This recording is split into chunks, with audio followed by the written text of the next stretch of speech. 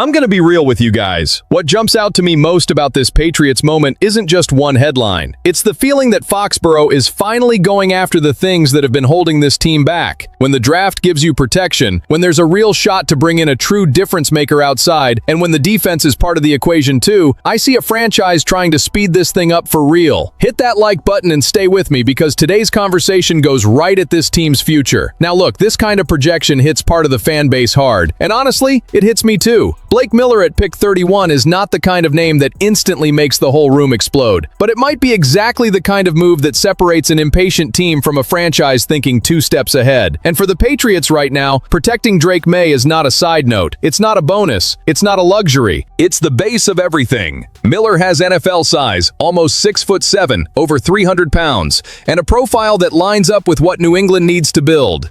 If he's really there in that range and ends up being the pick, I see a lot of logic in it. Will Campbell and Morgan Moses hold things down right now, but long seasons always test your depth, and having a tackle who can step in without the offense falling apart changes the entire safety net of this roster. That matters. It matters way more than people want to admit when they're only chasing the flashiest name. And there's another thing that stands out to me.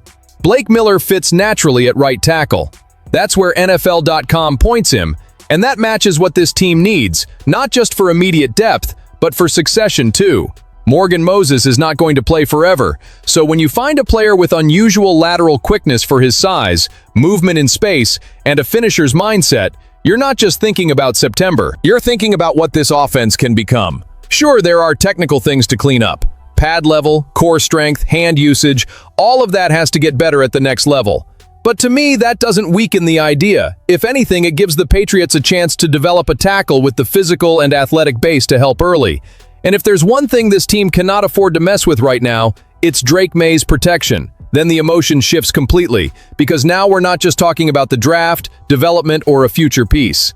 Now we're talking about the possibility of Drake Maye getting a target who could change the entire look of this offense right when he needs real support around him. A.J. Brown being tied to New England has been a major story for months, but when Adam Schefter puts out that this path is still alive, that the two sides have talked, and that the momentum still points to Foxborough after June 1st, the weight of the story changes. It changes because it stops feeling like random smoke and starts sounding like a move sitting on pause, waiting for the right moment to come alive. The money side of this is a huge part of it.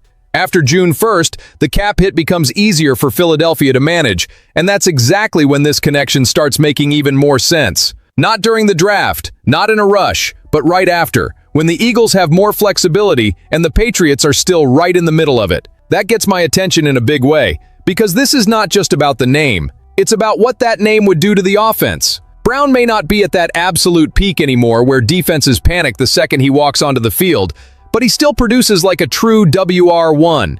78 catches, over 1,000 yards, and 7 touchdowns last season is not role player production. That's the kind of player who walks in and changes the whole pecking order of an offense. And that is exactly what New England needs to give its young quarterback. Drake Maye needs breathing room. He needs someone who can win physically, pull coverage, and create presence before the snap even happens. And let's be honest, as fans who watch this team every day, it's been a long time since the Patriots offense made opponents feel that kind of real discomfort just because of one receiver lining up out wide. If there's a chance to fix that with a player like this, then the conversation stops being about a luxury move and starts being about competitive necessity. But the part that hits me the hardest is the message it would send. If this deal happens, Foxborough would not just be adding talent. It would be telling the locker room, the AFC, and Drake Maye himself that the plan is to accelerate, protect the investment at quarterback, and stop asking this fan base for endless patience. And honestly, if that door opens after June, I want to see the Patriots walk through it without blinking. While a lot of people look right past names like this, I see Cassius Howell, and I see one of those opportunities that can change the tone of a defense without needing giant headlines. And that matters a lot for the Patriots right now. Because one of the clearest problems on this roster is the lack of steady edge pressure. You can't keep asking the secondary to survive forever. You can't count on the perfect blitz call every third down. At some point, you need a guy who can just go get there. Howell brings that kind of trait. At Texas A&M, he flat out produced 31 tackles, 14 tackles for loss, 11.5 sacks, a pass defended, a forced fumble. That stuff does not happen by accident. That shows instincts, timing, and most of all, a feel for wrecking the play before it has time to develop. And when NFL.com describes a pass rusher with burst, bend, and an inside spin move that already causes problems, I start to see a very real role for him in New England. Maybe he doesn't come in as a 3-down defender on day one. Fine. He doesn't have to. That's not even the key here. The Patriots need somebody who can come in on passing downs and change the quarterback's pocket with speed, angle, and violence. If Howell gives you that early, even in a specialized role, then he's already returning value. And the best part is that this kind of player, in a structured and demanding system, can grow fast. That's what makes me optimistic. If New England fills its two biggest needs with its first two picks, then this team comes out of the early part of the draft with something this fan base has been begging for: clarity. Protection on one side, pressure on the other.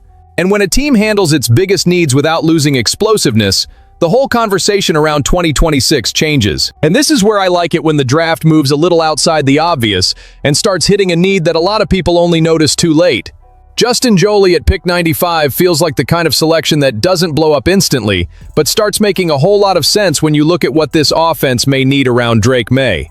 Austin Hooper left in free agency. Julian Hall came in with more of a blocker-first profile, and that opened up a meaningful lane for a tight end who can actually be part of the passing game in a more natural way. Joly brings exactly that flavor. 49 catches, 489 yards, 7 touchdowns, plus first-team All-ACC honors. For the position, that gets your attention right away. But what really interests me is the kind of piece he could become in New England. NFL.com sees him as a move tight end, that looser F-type who can line up around the formation, expand the route tree, challenge man coverage, and create discomfort outside of heavier structures. And for an offense still trying to find more variety and unpredictability, that has immediate value.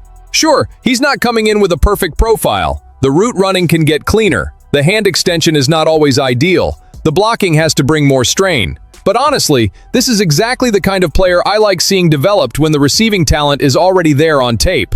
Because finding a tight end who can attack space, adjust to the football, and give you tactical flexibility helps a young quarterback a lot. Not all help comes in the form of a flashy wide receiver. Sometimes it shows up over the middle, on third down, in the red zone, on that one snap where the defense hesitates for half a second. And that half second changes a possession, a drive, a game.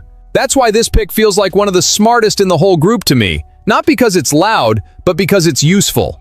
Not because of hype, but because of fit. And I want to hear from the fan base. Do you see Justin Joly as a piece who could surprise people early in this offense? Or do you think the Patriots still need to chase more explosiveness through the air somewhere else? At the end of the day, what this whole package of stories gives the fan base is a pretty clear picture of what the Patriots might be trying to build. More protection for Drake Maye, a real threat in the passing game, more defensive pressure, and more versatility on offense. And honestly, it's been a while since Foxborough has given off this kind of feeling, like there's a build happening with real purpose behind it. If these pieces start falling into place, the conversation around 2026 changes a lot faster than people outside New England expect. If you live Patriots football the way we do, subscribe to the channel and come back tomorrow, because this is the kind of moment where the fan base has to stay locked in on every signal.